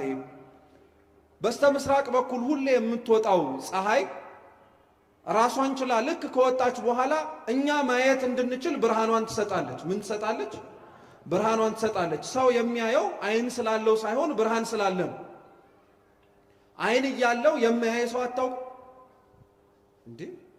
ኧረ ተው አታስቡበት። ብዙ አይን እያላቸው ግን የማያዩ ሰዎች አታውቁ። ስለዚህ ማየት የአይን ጉዳይ ብቻ ሳይሆን የምን ጉዳይም ጭምር ነው ማለት ነው። ብርሃን እያለ አይን ከሌለ፣ አይን እያለም ብርሃን ከሌለ ምን ማድረግ አይችልም ሰው ማየት አይችልም ይባላል። ሁለቱም ግን አብረው ሲዋሃዱ አንድ ላይ ሲሆኑ ሰው ምን አረገ ይባላል። አሁን እኔን እያያችሁኝ ያላችሁት ምን ስላለን? ብርሃን ብቻ። አይንም ምንም ስላለን ነው፣ ብርሃንም ስላለን። ጥሩ። ስለዚህ ፀሐይዋ ከወጣች በኋላ በፀሐዩ ብርሃን አማካኝነት ቀኑን ሙሉ አይን ያለው ሰው ምን ያረጋል ማለት ነው? ያያል። ጥሩ። እኛ ሁላችን ማየት እንድንችል ከላይ የምትወጣው የፀሐይዋ ብርሃን መቼም ብርሃኑ እኛ አይን ውስጥ ገብቶ ተዋህዶ ስለሆነ ማየት የምንችለው እኛ እያንዳንዳችን ማየት እንድንችል ፀሐይዋ ከላይ ካለችበት ሰማይ ወርዳ እኛ አይን ውስጥ ገብታን የምናየው ወይስ እዛው ፀሐይዋ ባለችበት እኛም እዚህ ከታችን ነው ያለው? ሳትወርድ እሷ እዛው ላይ ሆና በምትሰጠው ብርሃን ብርሃኑ ሰማይም ላይ ይበራል። እኛ አይን ውስጥም ገብቶ ደግሞ ዙሪያችንን ምን እንድናረግ ያደርገናል? ምን እንድናረግ ያደርገናል? ስለዚህ የፀሐዩ ብርሃን ከላይ ሳይጎድል ከታችም ደግሞ ሳይጨመር እኛ ውስጥ እንድናይ ካረገ አምላክም እንዲሁ ከላይ ሳይጎድል ከታችም ሳይጨመር አምላክ ምን ሆነ? ሰው ሆነ። ምሳሌው አሁን ቅርብ አላረገውም ጉዳዩ። ምሳሌ የሚያስፈልገው አንደኛው ለዚህ ነው ማለት ነው። ሁለተኛው ምሳሌ ደግሞ የሚያስፈልገው ለምንድን ነው? አንዳንድ ደግሞ ምስጢራትን ሲሰሙ የቤተ ክርስቲያንን ትምህርት ሲያደምጡ የክርስቶስን ቃል ሲሰሙ ጉዳዩ የሚቀልባቸው ሰዎች አሉ እና እንደዛ የቀለለባቸውን ሰዎች ክርስቶስ በምሳሌ ያስተምሯል። ጉዳዩ ማለት አንተ ሰምተኸው በቃ ከዚህ ውጪ የተረፈ ሊጨመር የሚችል ዕውቀት የለም ሁሉን ነገር አውቀዋለሁ የሚል ሰው ካለ ጉዳዩን በምሳሌ ያስተምሩታል። ለዛ ነው በዚህ ረገድ ሊቃውንተ ቤተ ክርስቲያን በፈሊጥ በምሳሌው አነጋገር ብዙ ዕውቀቶችን ያስተላልፋሉ አይደለም። አንዳንዱ በፈሊጥ በምሳሌው አነጋገር የሚነገረው ምስጢሩ ተጠብቆ ከትውልድ ወደ ትውልድ እንዲሸጋገር ነው። ሁለተኛው ግን ጉዳዩ ከምናወራው በላይ ያን ያክል እኮ ምንም የሚያወሳስብ ነገር የለውም፣ እነሱ ናቸው እንደዚህ እንደዛ እያሉ የሚያወሳስቡት ብሎ ለሚያስብ ሰው ክርስቶስ በምሳሌ ያስተምራል። ያንን ምሳሌውን ሲሰሙ ስለማይገባቸው ስለማይረዳቸው መጥተው ተርጉምልን አስተምረን ይሉታል። ልክ እንደ ብትባሉ እንደ ሐዋርያት ክርስቶስ ቀኑን ሙሉ ለሕዝቡ ሲያስተምር የነበረውን ትምህርት ትርጓሜውን ማታ ለሐዋርያት ያስተምራቸው ነበር። እንዲህ ሊል ፈልጎ እንደሆነ ማለት ነው። ዙሪያው ላይ የነበረ ሰው በሙሉ የሚረዳው ካወራው ነገር ውጪ ሌላ ምንም ነገር የለም ብሎ ይሄዳል። ያንን በምሳሌ ግን ያስተማረው ለምንድን ነው? ክፉ አስበው የመጡት ሰዎች በሙሉ ያንን ቀጥተኛ ቢያስተምረው ኖሮ ሐሳቡ እዚህ የወረደበት ሰው የሆነበት ምክንያት ዳር ሳይደርስ እጅ እንዳያነሱበት ምንም ነገር እንዳይፈጽሙ በምሳሌ ያስተምራቸዋል። ትምህርቱ አንደኛው ይሄ ነው። ልክ ጊዜው ሳይደርስ በመካከላቸው ሲያስተምር በምኩራቦቻቸው ሲያልፍ ድንጋይ አንስተው በመካከላቸው ይሰወርባቸው ነበር ክርስቶስ። ጊዜው ስላልደረሰ ማለት ነው። ጊዜው ሳይደርስ እንዲሁ እጃቸውን እንዳያነሱበት ቃሉን ትምህርቱን በምስጢር በምሳሌ የሚያስተምር ነበር። ይሄ ማቴዎስ ወንጌል ምዕራፍ 20 ታዲያ ጌታችን ኢየሱስ ክርስቶስ በምሳሌ ያስተማረበት ትምህርት ነው። ሲነበብ እንደሰማችሁት መንግሥተ ሰማያት የወይን አትክልት ቦታ እንዳለው ሰራተኞችን ሊቀጥርም እንደወጣ እንደ ባለቤት ሰው ትመስላለች አለ። መንግሥተ ሰማያት ሲባል ለአብዛኞቻችን ጭንቅላታችን ላይ ሐሳባችን ላይ ቶሎ የሚመጣልን ነገር ምንድነው? ቦታ ነው። ምን አልኳችሁ? አሁን መንግሥተ ሰማያት ሲባል ቶሎ ጭንቅላታችሁ ላይ የሚመጣው ምንድነው? ቦታ ነው አይደል? ለምሳሌ መንግሥተ ሰማያትን ለመውረስ ያብቃን ሲባል ምንድነው አይምሯችን ላይ የሚመጣው ቶሎ? በላይ በሰማያት ያለች ቅዱሳን የሚኖሩባትን ከተማ ለመውረስ ምን ያርገን ማለት ነው።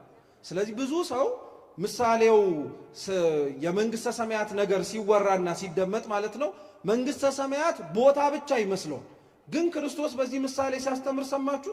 መንግሥተ ሰማያት የአትክልት ቦታ ወይም የወይን ቦታ ያለው አዛዦችንም እንደሚያሰማራ ባለቤት ሰው ትመስላለች አለ።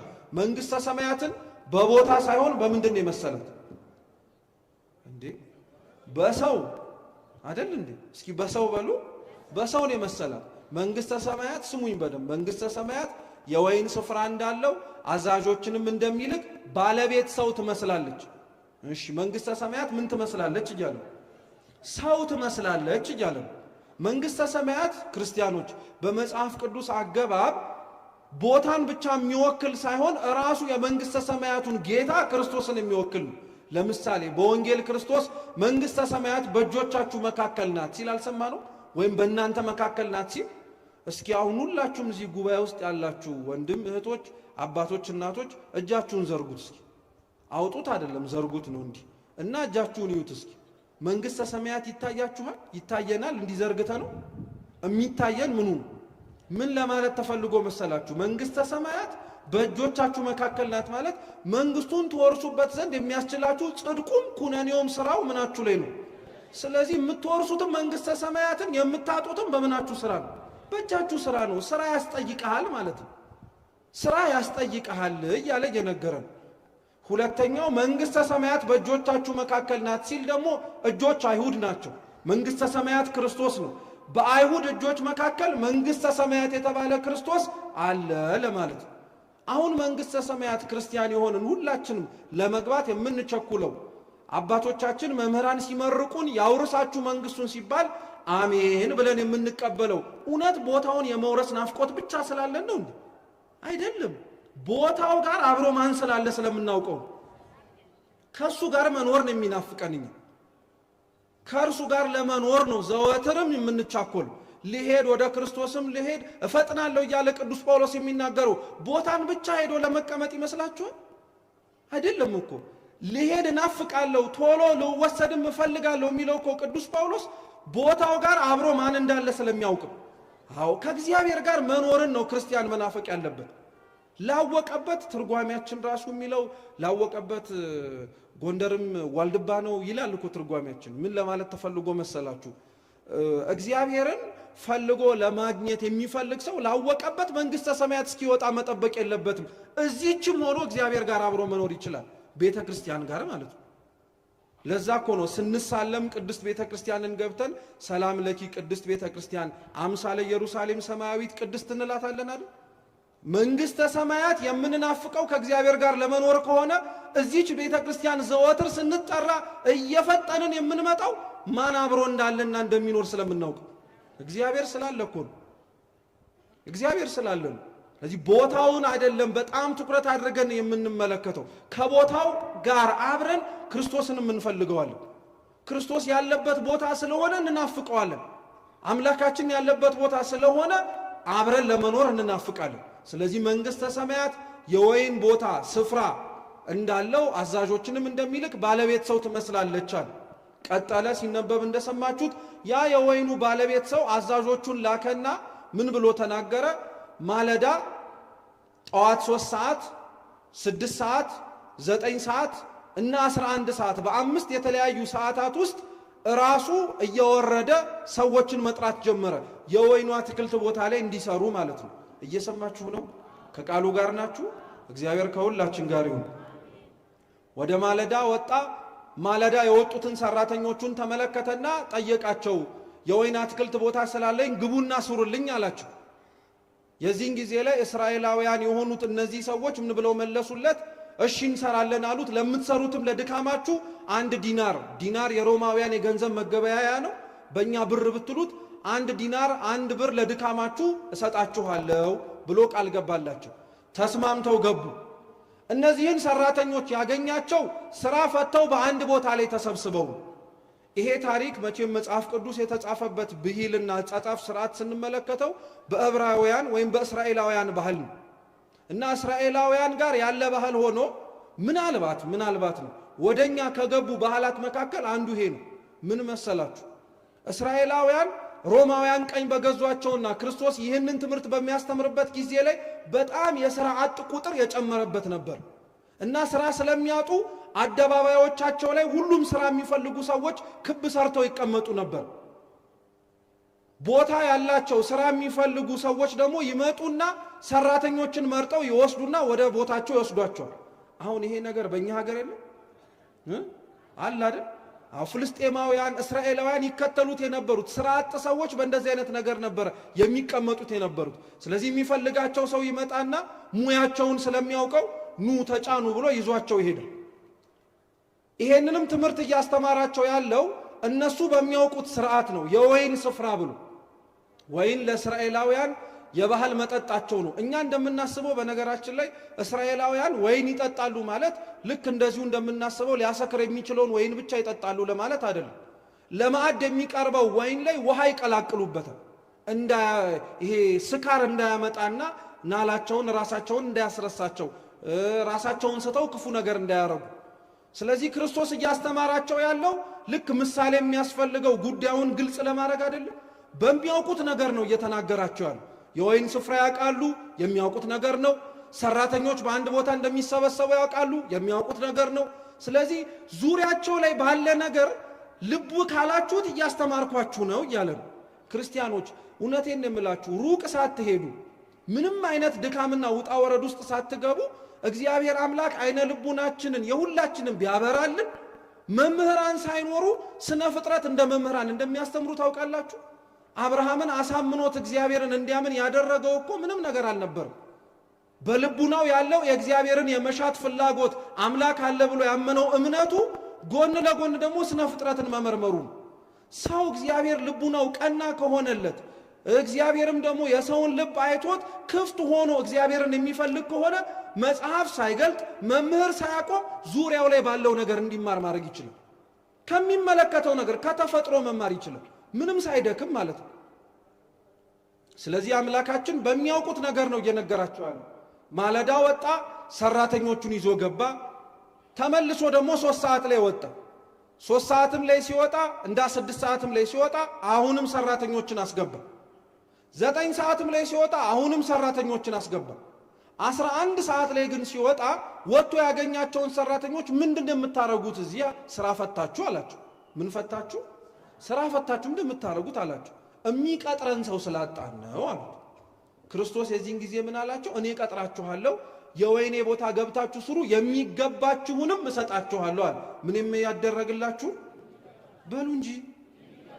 አዎ የመጀመሪያዎቹን ሲያስገባቸው ስንት ብር እሰጣችኋለሁ ብሎ ከነሱ በኋላ የገቡትን በ3 በ6 በ9ና በ11 ይሄን ያክል ዋጋ እሰጣችኋለሁ አለ። የሚገባችሁን ምን አደርጋችኋለሁ ነው ሰጣችኋለሁ። ዋጋ አልተስማሙም ማለት ነው። ባለቤቱ እንደፈለገ ምን ያርገን ብለው ይስጠን ብለው ብቻ ከሥራ መፍታት ይገላግለው። ብቻ ስራ ፈተን እንደዚሁ ከምንውል የሆነ ነገር እያደረግን ሊሰጠን የሚችለው ነገር ካለ ይስጠን እንደማለት ነው። ገቡ፣ ስራቸውን መስራት ጀመሩ። ወደ ሌላው ዝርዝሩ ከመግባታችን በፊት አንደኛ ታሪኩን ስትሰሙት እኛ እንደምናስበው ያለ የአሰሪና የሰራተኛ ታሪክ አይደለም። ሲጀምር በየትኛው አሰራር ስነ ስርዓት ነው አንድ ሰራተኛ የሚፈልግ አሰሪ ማለት ነው ወጥቶ ሰራተኞችን ይዞ ሊገባ ይችላል አይደል? ካጠረው ደግሞ አንዴ ሁለቴ ሊመለስ ይችላል አይደል? ይሄ ባለቤት ግን የወይን ሰራተኞች ፍለጋ ስንቴ ነው ገብቶ የወጣው? 5 ምን ማለት ነው? ቢያንስ አንዴ ከተሳሳተ ወይ ሁለቴ ከተሳሳተ በሶስተኛው ገምቶ አይገባም እንዴ?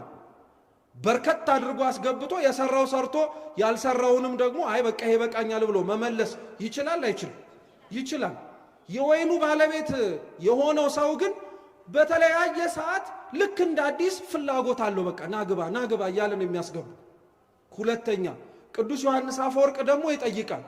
ሁሉንም በአንድ ሰዓት ማስገባቱ ይቅርና ሁሉንም በአንዴ ለምን አይጠራቸውም ብሎ ይጠይቃል። ለምሳሌ ጠዋትም ማለዳ ማለት ነው 3ም 6ም 9ም 11 ሰዓት ነው የሚገቡትንም አንድ ቦታ ላይ ቆሞ ይሄን ያክል ሰራተኛ ፈልጋለሁ ኑና ግቡ ብሎ ማስገባት ይችላል አይችልም?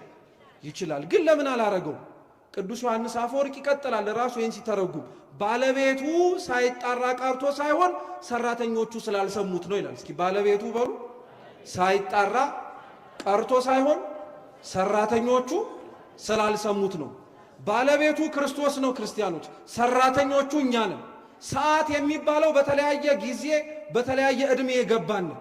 አንደኛ በተለያየ ጊዜ ማለት ማለዳ የገባ ሰው አለ። ገና እንደተወለዱ በ40 በ80 ዕድሜ ቀናቶቻቸው ተጠምቀው ቤተ ክርስቲያን ገብተው እንደገቡ የቀሩ ሰዎች አሉ። በቃ 3 ሰዓት የገቡት የሚባሉት ደግሞ ትንሽ ነፍስ አውቀው 7 ዓመታቸው ከፍ ያለ ዕድሜ ላይ ሆነው በእናት በአባቶቻቸው እጅ ተይዘው የገቡ አሉ። ገብተው ቀሩ ማለት ነው። 6 ሰዓት ላይ የገቡት ደግሞ የሚባሉት ወጣት ሆነው የገቡት ነው። 6 ሰዓት ፀሐዩ የከረረበት አይደለም፣ ዕድሜያቸው የጠነከረበት ልክ እንደ ፀሐዩ ንዳድ የእሳት ዕድሜ ላይ ያሉ ሰዎች በ6 ሰዓት ነው የሚመሰሉት። በወጣትነት ዕድሜያቸው ማለት ሌላው እንዲህ በሚያረግበት እንደዛ በሚያረግበት በሚባልበት ጊዜ የገቡት 6 ሰዓት የገቡ ወጣቶች ናቸው። 9 ሰዓት የገቡት ጎልማሶች ናቸው። 11 ሰዓት የገቡት ደግሞ ዕድሜያቸው እያበቃ ወደ መቃብር እየሄዱ ያሉ ሰዎች ናቸው። በተለያየ ጊዜ የጠራቸው አንድ የመጥራት ከብሮት አይደለም። ሲጣራ ግን በእያንዳንዱ ሰዓት የሚሰማው ጥቂት ሰው ብቻ ስለሆነ ነው። እግዚአብሔር ሳይጣራ የነበረበት ዘመን የለም። ክርስቲያኖች ሁሌም ነው ድምፁን የሚያሰማው። ሁሌም ይህንኑ አንቀጽ በነገረ ድህነት በልደት ይተረጉመዋል ቅዱስ ቄርሎስ ዘእስክንድርያ። ምን ይለዋል መሰላችሁ? ከማለዳ እስከ 3 ሰዓት ያለው ከአዳም እስከ ሄኖክ ያለው ነው ይላል። እስኪ ከአዳም በሉ እስከ ሄኖክ። አው የሁሉም በነገራችን ላይ የስብከት መደምደሚያ የነቢያት ትንቢትም መፈጸሚያ ምግባራን ለክርስቲያኖች አስተምሮ መስደድ ብቻ ሳይሆን ሃይማኖታቸውንም እንዲበረቱ አጠንክሮ መላክ። ይሄ ነገር የተነገረው እግዚአብሔር በሁሉም ሰዓት እንደሚጠራን እንድናስብ ብቻ አይደለም። ይሄ ነገር የተነገረው ሁለተኛ ለልደትም ጭምር። ከማለዳ እስከ 3 ሰዓት ያለው ከአዳም እስከ ሄኖክ ያለው ዘመን። በዚህ ዘመን እግዚአብሔር አምላክ አልተጣራም? ተጣርቷል። ታውት መጣራት ይቅርና ሰውን የፈጠረው በዚህ ዘመን አይደል እንዴ? ሰውን የፈጠረው በዚህ ዘመን እኮ ነው። የኛ ድምጽ ለሌላው ቢጣራ ከማለት ባለፈ ወይ አቤት ከማሰኘት ባለፈ ምንም ለውጥ አያመጣም። በነገራችን ለምሳሌ እዚህ ውስጥ ያላችሁ ሰዎች በስም ብንተዋወቅ ከበደ አየለ ብንባባል አቤት ካልሰማ ከማለት ውጪ እኛ በመጣራታችን እኛ እናንተም በመስማታችሁ ምንም ለውጥ ላናመጣ እንችላለን። ግን ስሙ፣ እግዚአብሔር ግን ቃል ሲያወጣ ሲናገር ግን እንዲህ አይደለም። እኛን በቃሉ እንደዚህ እንድንሰበሰብ ያረገን አምላክ ነው። በቃሉ ደግሞ ከምድር አፈር ሰውን ማበጀት አለብን ብሎ የተናገረው። ስለዚህ አዳምን ጠርቶታል? አልጠራው? ጠርቶታል። ከአፈር ነው የጠራው። ሌው ሰው ሳይሆን ገና የሚረገጥ ሆኖ በእጆቹ ሊሰራው ሰውን እንሰራ ዘንድ ያስፈልጋል ብሎ እግዚአብሔር ለራሱ ተማክሯል። ይህ የተነገረለት የተጠራው አዳም ከሱ በኋላ የነበሩትም ዘመናቱን ስትመለከቱ ግን እግዚአብሔር ጠርቶት እንዳልጠራው፣ ፈጥሮት እንዳልፈጠረው፣ በድሎ ደግሞ እንዳልበደለ በኃጢአት ላይ ኃጢአት የጨመረ ትውልድ ነው። አስቀድመን ያልተሰጠንን መሻታችን ሳያንሰን እኮ ነው ከገነት ተባረን ከወጣን በኋላ ደግሞ ብዙም ሳንቆይ እርስ በርስ መገዳደል የጀመረው። ወንድማማቾቹ መገዳደል የጀመሩት እኮ ልክ ከገነት ከወጣን በኋላ አይደለም። እግዚአብሔርን ማሳዘናችን ሳይቀረን እንዴት ሰው እርስ በርስ ደግሞ ይጨካከናል እኮ ማለት እኮ ነው። ሰው እግዚአብሔር ሲጠራው አቤት ብሎ መስማት ቢችል ጭካኔ ላይ ጭካኔ፣ ኃጢአት ላይ ኃጢአት፣ በደል ላይ በደል አይጨምር። በዛ ዘመን ላይ እንኳን እግዚአብሔር ተጣርቷል፣ ተናግሯል። ኃጢአት በበዛበት ዘመን ከ3 ሰዓት እስከ 6 ሰዓት ያለችው ከኖህ እስከ ሴም ያለው ከማን እስከ ማን በሉ እንጂ ከኖህ እስከ ሴም ያለው ነው። በዚህ ዘመን እግዚአብሔር አልተጣራም? ተጣርቷል። መርከብ ሰርቶ አሰርቶ እንዳይሞቱ ተሰብስባችሁ ግቡ ብሎ ማንቂያ እንዲሆናቸው ደውል ደውሎ። አሁን ዛሬ የኖህ መርከብ ደውል እኮ ነው ቤተ ክርስቲያን አናት ላይ የምታዩት ደውል። የኖህ መርከብ ደውል ለሰሙት እንስሳት በሙሉ ወንድ ሴት በጾታ የሆኑ ገብተው ከጥፋቷ እንደተረፉ ቤተ ክርስቲያን ደውሏን ስንሰማ ክርስቲያኖች ኑ ግቡ ተጠለሉ ማለት ነው። የጥፋቷ ሳይነካችሁ እንድትሻገሩ ኑ ትረፉ ማለት ነው። በዛ ዘመን እግዚአብሔር ሳልተጣራም ተጣርቷል። የሰማው ግን 8 ሰው ብቻ ነው። እኔ የሰማው 8 ሰው መስማቱ ላይደንቃችሁ ይችላል። እንስሳቱ መስማታቸው አይደንቃችሁ? ሰው የሚሰማው ፍጥረት ሳያዳምጠው እግዚአብሔርን፣ እንስሳት ግን ደውል ሲደወል ሰምተው ከመሞት መሰንበት ይሻላል ብለው ገብተው በዛም ዘመን ተጣርቷል ማለት ነው። ከ6 እስከ 9 ያለው ዘመን የማን ነው? ከአብርሃም ጀምሮ ያለው ዘመን ነው እስከ ልጁ እስከ ያዕቆብ ዘመን። የአብርሃም የያዕቆብ ዘመን ስትመለከቱ እግዚአብሔር የማያመልኩትን ከጣዖት አምልኮ ያሉትን እየተጣራ አስገብቷል። ድምፁን የምንሰማው እግዚአብሔር እየተጣራ ጆሮ እንድንሰጠው የሚፈልገው ሕዝብ በነገራችን ላይ ክርስቲያኖች እኛ ጆሮ መስማት ጆሮ መስጠትም ያቆምን ጊዜ ላይ የማይሰሙትን ሰዎች ማስደመጥ ይጀምራል እግዚአብሔር። እንደዛ እኮ ነው ያደረገው። የሚሰማው ሕዝብ በሌለበት ጊዜ ላይ አብርሃምን ልቡናውን አንቅቶ የአምላክን መፈለግ መሻቱን አይቶ በስነ ፍጥረት እንዲመረምር አድርጎ አምላክህን የነኝ የፀሐይዋ ካለህበት ከካራን ወጥተህ ከነአን ግባ አለ። ዛሬ እንደዚህ በግሩም አጠራር እኮ የሚጠራቸው ሰዎች አሉ። እኛ ጆሮ ስላልሰጠን ማለት ነው። ሳይጣራ ቀርቶ አይደለም። ከ9 እስከ 11 ያለው አምላክ ሰው የሆነበት ዘመን። አሁን እኛ ያለንበት ዘመን 11ኛዋ ሰዓት ላይ ናት። የቀደሙት እሺ ነቢያት ሰምተው ነቢያት የተናገሩትን ተናግረውን ያላመኑት እንበል። እንደው ይሄንንም የምላችሁ ልክ ሆነን አይደለም። አሁን እዚህ ዘመን ያለን ሰዎች ተሰብከን የማናዳምጠው ተነግሮን አሻፈረኝ የምንለው ማን የሰበከን መሆኑን ዘንግተነው ነው። ክርስቶስ እኮ ነው ያስተማረበት ይህንን ዘመን። ክርስቲያኖች በጣም እኮ ነው የምናሳዝነው። አንዳንድ ብልጥ ክርስቲያን አለ በዚህ ዘመን ላይ ያለውን የድህነትን ምን ያክል ታላቅነት መረዳት ሲከብደው ጉዳዩ ከማመን ባለፈ ስራም ተጨምሮበት ወደ ቅዱስ ምስጢር ወደ ስጋና ደሙ መቅረብ እንደሚጠበቅበት ሲነገረው ቀላል የማይባል ክርስቲያን እኮ አለ። ይሄኔ እንዲህ ከሚዘበዝቡን እኮ የብሉይ ኪዳን ዘመን ላይ ብንኖር ይሻል ነበር ይላል። ለምን መሰላችሁ? ብልጥ መሆኑ እኮ ነው። እንደ ይሁዳ የብሉይ ኪዳን ዘመን ላይ የነበሩትን ነፍሳት በክርስቶስ በደሙ ፈሳሽነት የመስቀል የድህነት ስራው ካሉበት ከሲኦል አውጥቶ የት ነው የከተታቸው? ስለዚህ አሁን ይሄ ሰው የሚጠበቅበትን ላለማድረግ ምን በገባው ብሎ እየተመኘ ነው። ሲኦል በገባው እንዴ ዘነጋ ነው እንዴ? ቅዳሴያችን ላይ ካህናቱ ምን እንደሚሉ እናንተ የምታዩትን ያዩ ዘንድ ብዙ ነቢያት ጻድቃን ተመኙ ግን አላዩም።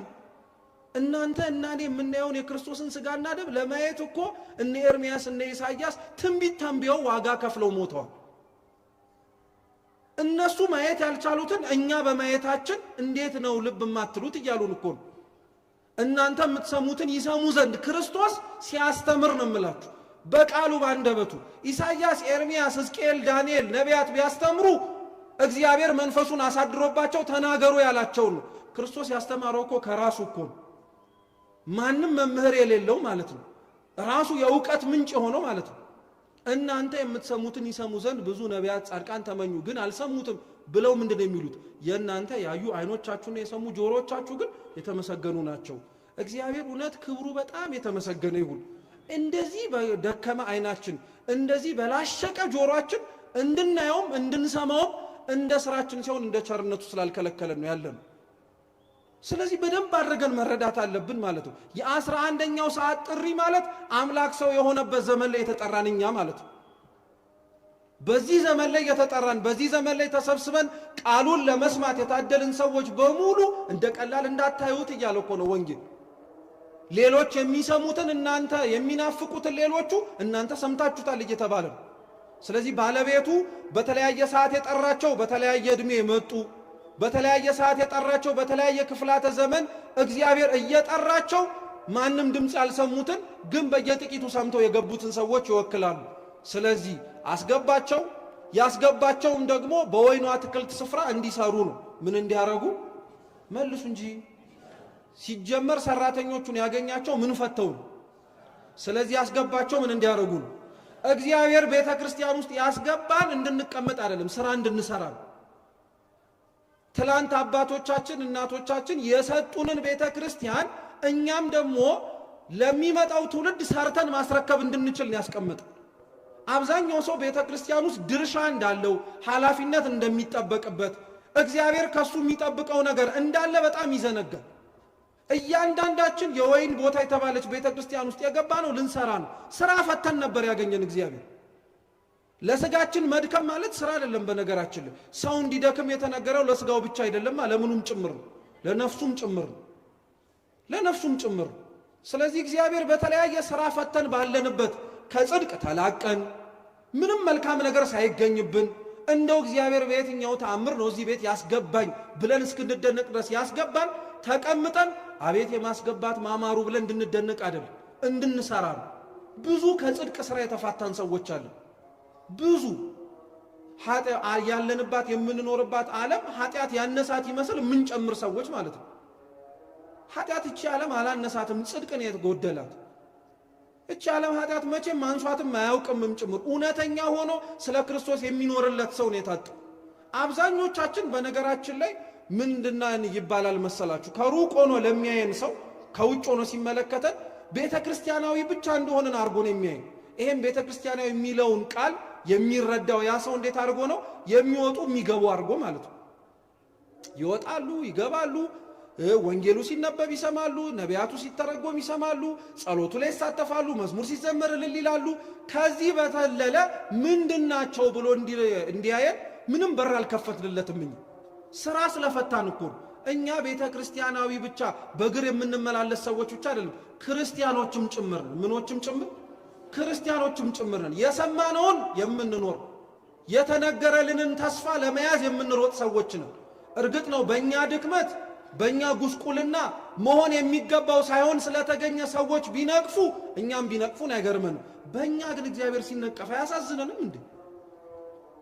ተወልዶ ያለበት ዘመን ላይ ጽድቅ እንደ ውሃ ጅራት መብዛት ሲያስፈልገው እንደ ደረቀ ነገር እንደዚህ እስኪታጣ ድረስ እንዴ!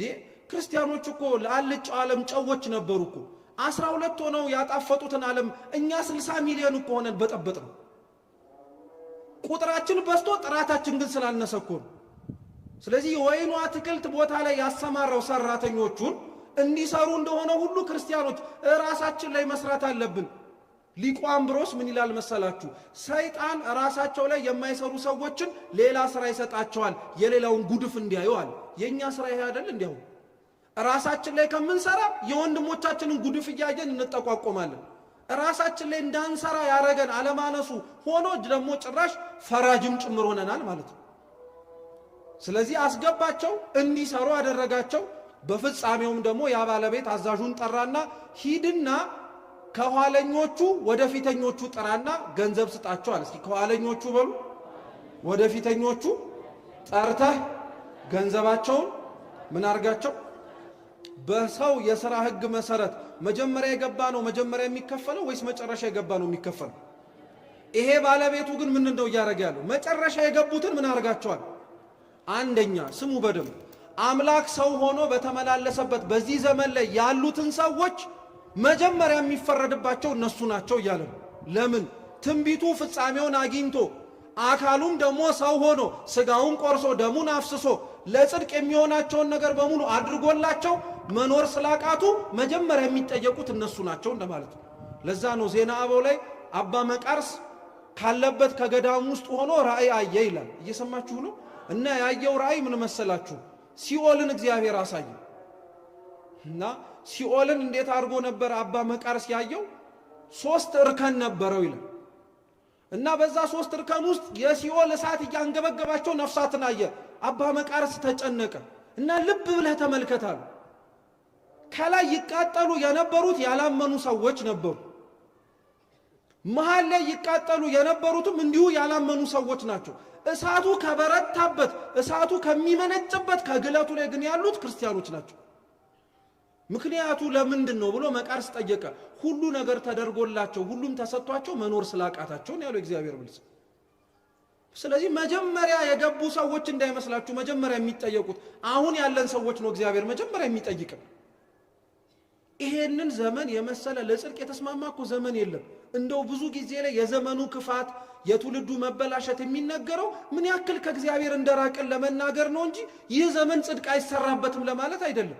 እንዴ ምን ሆነን ነው ክርስቲያኖች? እኛ የረገጥናትን መሬት አይደል እንዴ እንጦንስና መቃርስ የረገጡት? እነሱ የጸደቁባት ዓለም ላይ ለምንድን ነው እኛ የምንኮነንባት ብሎ እኮ ሕሊናችን መጠየቅ አለበት። ኃጢአተኞች በጸደቁባት በዚች መሬት ላይ ለምንድን ነው እኔ እንደዚህ መሆነው ብለን እኮ ከእግዚአብሔር ጋር መጠየቅ አለብን ራሳችን። መጨረሻ የገቡትን ነው መጀመሪያ የምከፍላቸው ማለት አሁን ሰው ሆኜ ዋጋ የከፈልኩላቸው ሰዎች መኖር ስላቃታቸው መኖር እንዳለባቸው እነሱን መጀመሪያ አምጣልኝ ማለት ነው። ያቺ 1 ዲናር አንድም መንግሥተ ሰማያት ናት፣ አንድም ደግሞ ለሚፈረድበት ሰው ሲኦል ናት። ባለቤቱ ነዋ ፈራጁ። ሁሌ ሲኦል ውስጥ ያለ ሰይጣን አይደለም እኮ ስቦ የሚያስገባን ወደ ገሃነም። ራሱ እግዚአብሔር ጽድቃችንን ስራችንን ተመልክቶ ምንም የሚያስድን ነገር ከሌለን እኮ ነው የሚፈርድብን። ደስ ብሎት አይደለም ይሄንንም የሚያደርገው፣ እያዘነ ነው። እንዴት ሰው ያልተፈጠረለትን ሲኦል ለመግባት ይጓጓል የተፈጠረለት መንግሥተ ሰማያት እያለ? እውነቴን እኮ ነው የምላችሁ። ጽድቅ በጣም ቀላል ሊሆንልን የሚገባ ነገር ነበር በዚህ ዘመን። ለምን ኃጢአት እንደሚቀለን አናውቅ። እውነት የጎሰቆለው ባህሪያችንን ክርስቶስ አክሞት ጌታችን አድኖን እንዴት ነው እንደዚህ ልንሆን የቻለው? ድክመታችን እንዳለ እኮ ይታወቃል። ያንን ደካማነታችንን ደግሞ ሊያግዘን የታመነ ነው። ቅዳሴ ባስልዮስ ለዛ አይደለ የሰውን ድካሙን አንተ ታውቀዋለህና የሚለው ጌታችን። ድካማችንን እኮ ያውቀዋል። እንደማያውቀው ነው የምንሆነው። ግን እኛ ምን አለ ለኃጢአት ስንሮጥ አግዘኝ ብንል ወደ መግባት እኮ ለኃጢአቱ አይደለም ስቦ እንዲያወጣን እኮ ነው። እኛ ግን ገብተን ከጨረስን በኋላ ግን ተስፋ ቆርጠን አንወጣም መቼም ታጥበን ጭቃን እንላለን ለራሳችን። ከኋለኞቹ ወደ ፊተኞቹ ናልኛል። ፊተኞቹ የሚባሉት ደግሞ አምላክ ሰው ከመሆኑ በፊት የነበሩት ሰዎች ናቸው።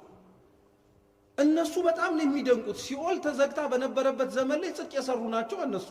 አሁን እኛ ገነት ተከፍታ እኮ ነው መልካም መስራት እየከበደን ያለው። ምን ሆነን ነው? እውነት ምን እንደሆነንማ መጠየቅ አለብን። እያንዳንዱ የሰጠንን የእግዚአብሔርን ዕድሜ ምን ሆነን ነው እንደዚህ ይሆን ነው ብለን መጠየቅ አለብን። ክርስቶስ ፊት ብዙ ነገር ልንለምነው እንችላለን። ፊቱን እንዳያዞርብን ግን መለመን አለብን። እንዴ እስከ መቼ ድረስ ነው እንደዚህ የምንሆነው ብለን ለራሳችንም መናገር አለብን። እርስ በርስ መተጋገዝ አለብን። እውነቴን ነው የምላችሁ። ለስጋዊ አእምሯችን ለስጋዊ ኑሯችን ራሳችንን እርስ በርስ እንደምንደጋገፈው ምን አለ በመንፈሳዊ ሕይወታችን ብንደጋገፍ ኖሮ። እውነት ቤተ ክርስቲያን ለጉባኤ ጥሪ ስታሰማ ምን ስትል መምህራንም በእርግጠኝነት ይሰማቸዋል። ያሳዝናል እኮ ለምነን መምጣት የሚገባንን ጉባኤ እንለመናለን። ለምነን መቁረብ ያለብንን የአምላክ ሥጋና ደም ተለምነን ቁረቡ እንባላለን። ታዲያ እግዚአብሔር እንዴት አድርጎ ይመልሰን? እኛ ልባችንን ዘጋንበት እንጂ እሱማ መሞከር አላቆመም። አሁንም ተስፋ አልቆረጠም። እኛ ራሳችን ላይ ብንቆርጥ ተስፋ እሱ አይቆርጥም መቼም። እስከ መጨረሻይቱ ሰዓት ይሞክራል። 11ኛዋ ሰዓት ማለት እኮ ያቺና አንድ ቀን ይመለሳል ብሎ ማለት ነው። ስለዚህ በእያንዳንዱ ዘመን ላይ ያሉትን በእያንዳንዱ አምላክ ሰው ከመሆኑ በፊት የነበሩትን ሰዎች መጀመሪያ ክፈላቸው፣ ሁለተኛ አዘግይተህ ክፈላቸው አለ። ምን ማለት ነው? በእድሜ ብታዩት አርጅተው የመጡትን አባት እናቶቻችንን አስቀድመህ ዋጋ ስጣቸው ማለት ነው። እድሜያቸው አልቋል፣ ሊኖሩ አይችሉም ከዚህ በኋላ በእኛ ስሌት። ስለዚህ ዋጋ ቶሎ ለነሱ ይሰጣቸዋል። ዘግይቶ ልክ እንደመጣው ሁሉ ጠዋት ላይ የመጣው ወጣት ሆኖ የገባው ጎልማሳ ሆኖ የገባው በልጅነቱ የገባው ግን ለምንድን ነው እኔ ላልተከፈለኝ ብሎ ማጉረምረም የለበትም። አንተን ያዘገየህ እግዚአብሔር ዋጋ ሳይሰጥ ቀርቶ ወይ ሳይፈልግ ቀርቶ አይደለም፣ እንዳትደክም ስለፈለገ ነው። ሌሎቹ ደክመው ገብተዋል አይደል? 11 ሰዓት የገቡት ደክመው ነው የገቡት፣ ለነሱ ተከፈለ። ጠዋት ላይ የገቡት ሰዎች ግን እስከ 11 ሰዓት መታገስ ከቻሉ 11 ሰዓት የገቡት ሰዎች እስኪከፈላቸው መታገስ ለምን ይከብዳቸው? ለዛ እኮ ነው ባለቤቱ ሲከፍል ጠዋት የገቡት ሰዎች ገብተው ማጉረምረም ጀመሩ። እንዴት እኛ ከገባ ነው ከእኩል ሰዎቹ ጋር ትከፍላቸዋለህ አለ። ክርስቶስ ግን መጀመሪያ ነግሬያቸዋለሁ፣ ማለዳ የገቡትን ነው በስንት ዲናር የተስማሙ።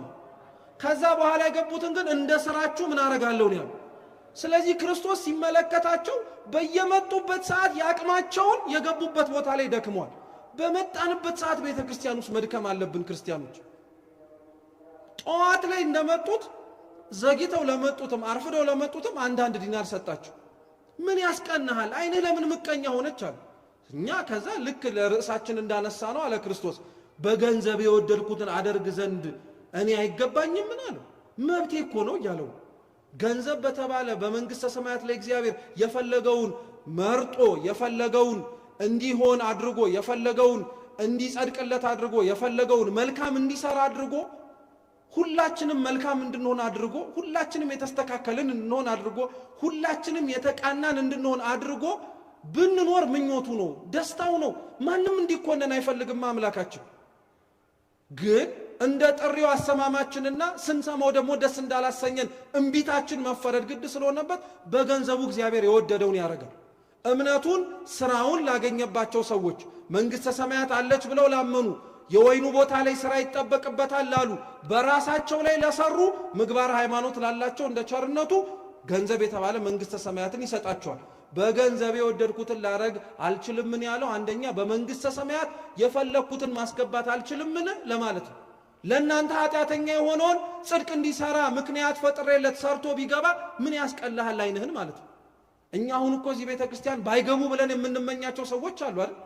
ምን አለበት እግዚአብሔር ግን አሳምኗቸው የቤተ ክርስቲያንን ድምፅ ሰምተው ተመልሰው በልባቸው ቢገቡ ለምን አይንህ ይቀላል ማለት እኮ። ለምን አይንህ ይቀላል? ይግቡ ይመለሱ። እግዚአብሔር ከፈለገ ያድናቸው ያትርፋቸው ማለት ነው። ሁለተኛ ትኩረት ግን እንድታረጉ የምፈልገው እቺን ብቻ ነግሬያቸው አበቃለሁ። በገንዘቤ የወደድኩትን ላረግ እችላለሁን እፈልጋለሁን ብሎ ክርስቶስ የሚናገረው ገንዘብ የተባለ በደሙ ፈሳሽነት የተገዘ የኛ ሰውነት ነው። ክርስቶስ ሁሉንም ነገር እንደፈለገ የማድረግ መብት አለው። ለኛ ነፃ ፈቃድ ሰጥቶ ነው እኛንን ያሰርነው። እኛ ገንዘቡ በተባለም በደሙ ፈሳሽነት በተገዛን ሰዎች ላይ ግን እምቢተኝነታችንን አይታችሁታል። በዚህ ሰውነት ላይ እኮ ክርስቶስ እንደፈለገ ማድረግ ነበረበት። እንደፈለገ የወደደውን ማድረግ ነበረበት፣ ግን እኛ እየከለከልነው። ስለዚህ ለኛ ተግሳጽ ነው ማለት ነው።